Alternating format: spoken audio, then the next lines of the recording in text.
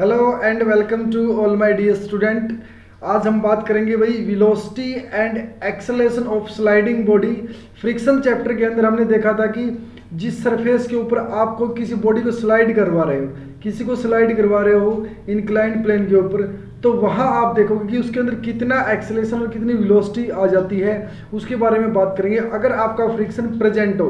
पहले हमने बात की थी लॉ ऑफ मोशन के चैप्टर के अंदर कि भाई जैसे स्लाइडिंग बॉडी थी उसका एक्सेलरेशन और जो उसकी वेलोसिटी थी क्या हो जाती थी, तब फ्रिक्शन नहीं होता था। लेकिन अब नया फोर्स हमारा जुड़ गया है फ्रिक्शन, उसकी वजह से वेलोसिटी और एक्सेलरेशन क्या हो जाता है किसी स्लाइडिंग बॉडी के अंदर। तो ध्यान रहे, अगर आपको फ्रिक्शन लेस दिया गया तब भी मैंने इस टाइप के आपको एग्जाम्पल करवाए थे, और आज अगर आपके पास फ्रिक्शन दिया हुआ है तब आपकी वेलोसिटी और एक्सेलरेशन क्या होगी। तो बात करते हैं कि भाई वेलोसिटी और एक्सेलरेशन क्या होगी। सबसे पहला जो होगा velocity and acceleration of sliding body, भाई देख लेते हैं, पहले डायग्राम को अच्छे से समझेंगे भाई क्या दिया हुआ है। आपके पास इंक्लाइंड सरफेस है, देखो इसमें इंक्लाइंड सरफेस है। अब इस इंक्लाइंड सरफेस का जो मेन फंडा है वो क्या है, देखो एक जो आपका ब्लॉक होगा एम मास का, वो नीचे की तरफ स्लाइड करेगा। क्या करेगा? नीचे की तरफ स्लाइड करेगा।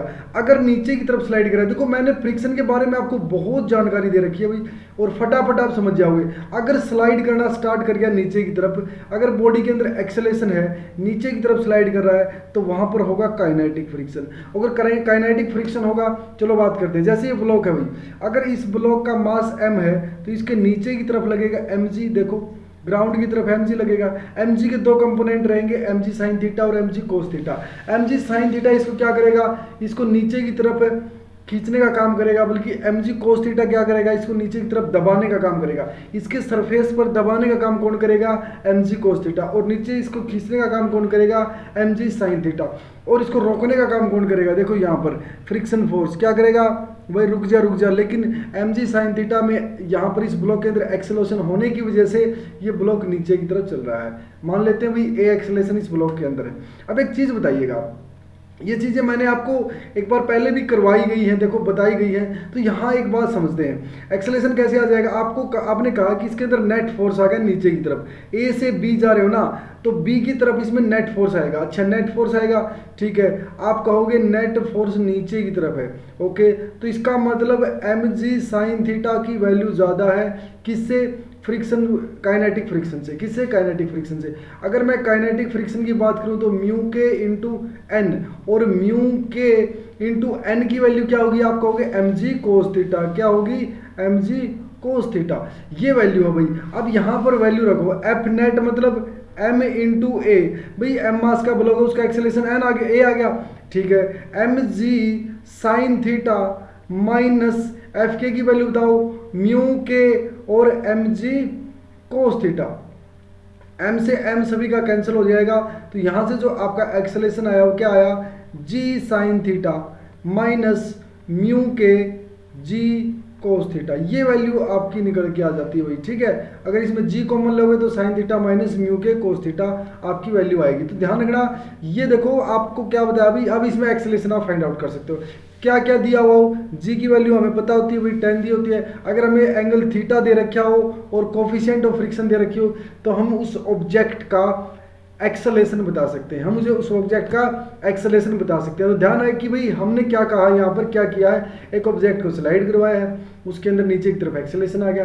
नीचे की तरफ एक्सेलरेशन आ मतलब नेट फोर्स नीचे की तरफ रहा होगा, और नेट फोर्स नीचे की तरफ रहा होगा तो mg साइन थीटा आपका एफ के से ज़्यादा रहा होगा, तो mg sine theta minus F के को आपने नेट फोर्स के को रख दिया, वहाँ से एक्सेलरेशन आ गया। बहुत सिंपल सा सटीक सा ये क्वेश्चन था आपके लिए, ठीक है। तो अब बात करेंगे, जैसे ये तो ठीक है वही हमने किया वही, अब आगे देखते हैं।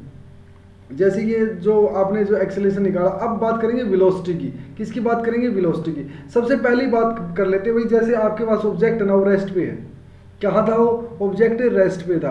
अब रेस्ट से मोशन पे आएगा, तो रेस्ट पे था ना ऑब्जेक्ट, तो इनिशियल वेलोसिटी आपकी वहाँ पर क्या थी?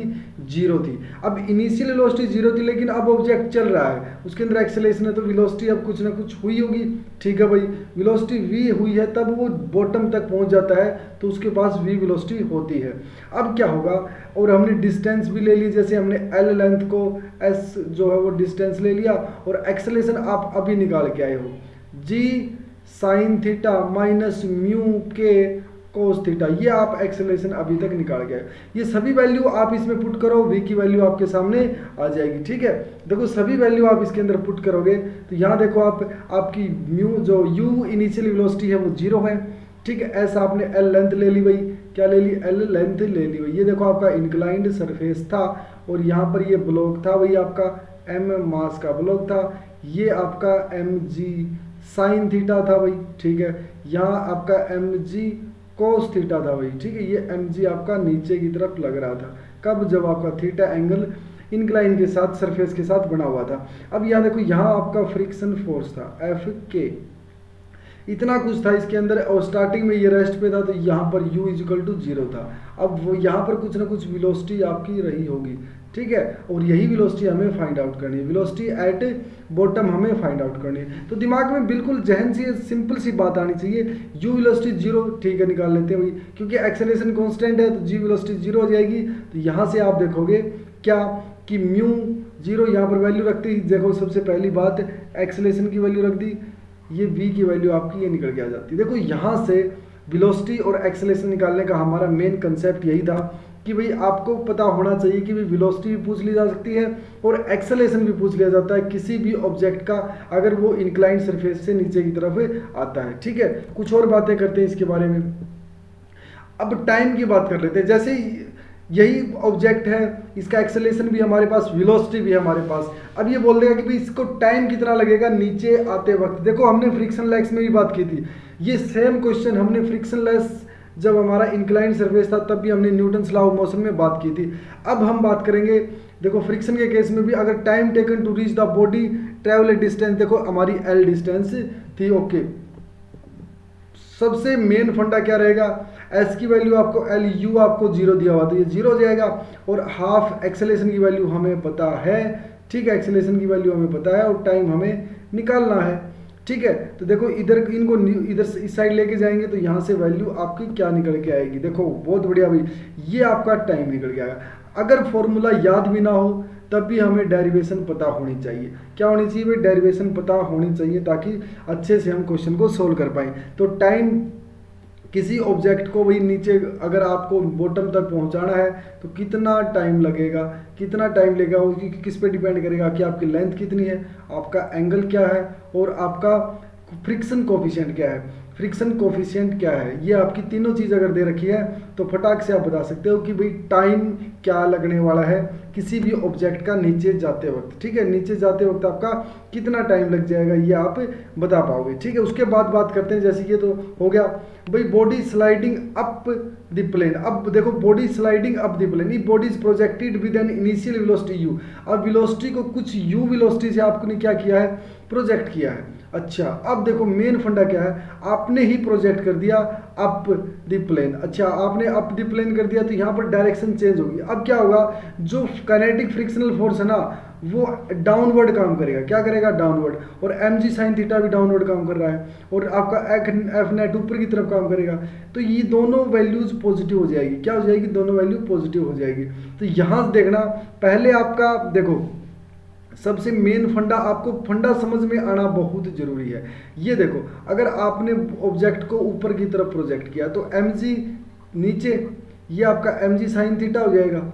ठीक है, ये आपका mg साइन थीटा। अब फ्रिक्शन भी इसी साइड लगेगा तो mg साइन थीटा पर फ्रिक्शन, और एफ नेट फोर्स इसका आपका इसकी साइड में। तो यहाँ से आपको देखो केसेस पता होने चाहिए, फिर आप कैसे भी क्वेश्चंस को निकाल सकते हो। अब देखो ऑब्जेक्ट नीचे की तरफ कहीं ना कहीं जा करके यहीं नहीं रुक जाएगा। क्या जाएगा, रुक जाएगा। अब रुकेगा कौन, उसको कोई ना कोई एक्सेलरेशन होगा, नेगेटिव एक्सेलरेशन इसको रोक देगा। ठीक है, तो वैल्यू निकालते हैं भाई, इस एक्सेलरेशन की वैल्यू क्या होगी, तभी तो पता चलेगा ना।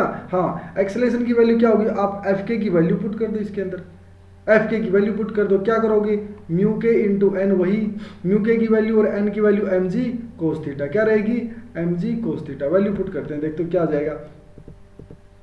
देखो फटाक से आपके सामने वही, अगर एम जी साइन थीटा नीचे की तरफ था तो फ्रिक्शन फोर्स भी यहाँ लग रहा होगा आपका। ठीक है, इसको रोक रहा, क्योंकि ये ऑब्जेक्ट आपका ऊपर की तरफ मूव कर रहा है। ओके, तो यही M G cos alpha, M G sine alpha. अब देखो यहाँ पर ये वैल्यू हमने रख दी, एम से एम आपका कैंसिल हो जाएगा। यहाँ से आपका एक्सेलरेशन की वैल्यू क्या निकल के आएगी, जी साइन थीटा प्लस म्यू के कोस थीटा, ये वैल्यू आपकी एक्सेलरेशन की निकल जाती थी। अगर आपने सरफेस से अगर अपर की तरफ फेंका है किसी ऑब्जेक्ट को किसी वेलोसिटी से, तब भी आप कह सकते हो कि आपका एक्सेलरेशन ये आएगा। तो ध्यान रहे, अगर आपने स्लाइडिंग डाउन या स्लाइडिंग अप किया है तब आपका एक्सेलरेशन और वेलोसिटी क्या होगी। अब टाइम टेकन, ये बोला कि हाईएस्ट पॉइंट पर पहुंचने के लिए टाइम क्या लगेगा। अच्छा ये भी देख लेते हैं भाई, आपको स्टार्टिंग में ही पता, देखो v is equal to U plus A T, हमें निकालना टाइम, क्योंकि हमें एक्सेलरेशन भी पता है, हमें इनिशियल वेलोसिटी से प्रोजेक्ट किया है, फाइनल वेलोसिटी वहाँ पर रीच हाईएस्ट पॉइंट पर रीच, क्योंकि हाईएस्ट पॉइंट पर जाकर के ये रेस्ट में आ जाएगा, तो v वहाँ पर क्या हो जाएगी,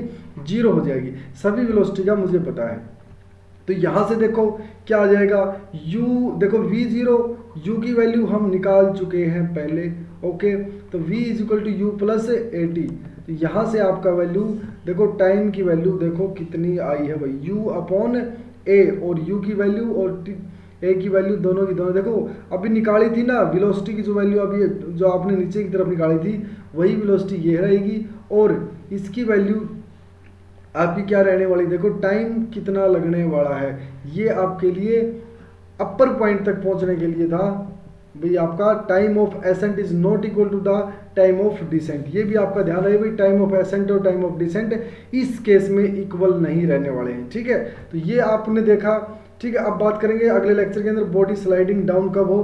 देखो यहाँ पर जो आज जो हमारा जो डिस्कशन था, मेन जो डिस्कशन था वो क्या था, आपने बॉडी को डाउनवर्ड और अपवर्ड स्लाइड करवाया है। डाउनवर्ड करवाया तब एक्सेलरेशन और वेलोसिटी और टाइम पीरियड क्या था, अपवर्ड स्लाइड करवाया तो आपने वेलोसिटी, टाइम पीरियड और एक्सेलरेशन क्या था। ये सभी चीज़ें हमने डिस्कस की है। ये बहुत ही इंपॉर्टेंट कंसेप्ट था, क्योंकि ज़्यादातर एक्सेलरेशन और वेलोसिटी हमसे पूछा जाता है, ज़्यादातर एक्सेलरेशन और वेलोसिटी हमसे पूछा जाता है, उसी का आज हमने पोस्टमार्टम किया है। और आई होप आपको ये लेक्चर बहुत ही अच्छे से समझ में आएगा, क्योंकि बिल्कुल अच्छे से इसको समझाया भी गया, इसमें ज़्यादा कोई बुराई वाली मतलब दुराई वाली बात है नहीं। आई होप आपको ये वीडियो पसंद आई होगी। अगर किसी को वीडियो पसंद आती है तो भाई चैनल को सब्सक्राइब कर लेना, वीडियो को लाइक शेयर कर देना। थैंक यू सो मच, मिलते हैं नेक्स्ट लेक्चर के अंदर, तब तक के लिए बहुत बहुत धन्यवाद।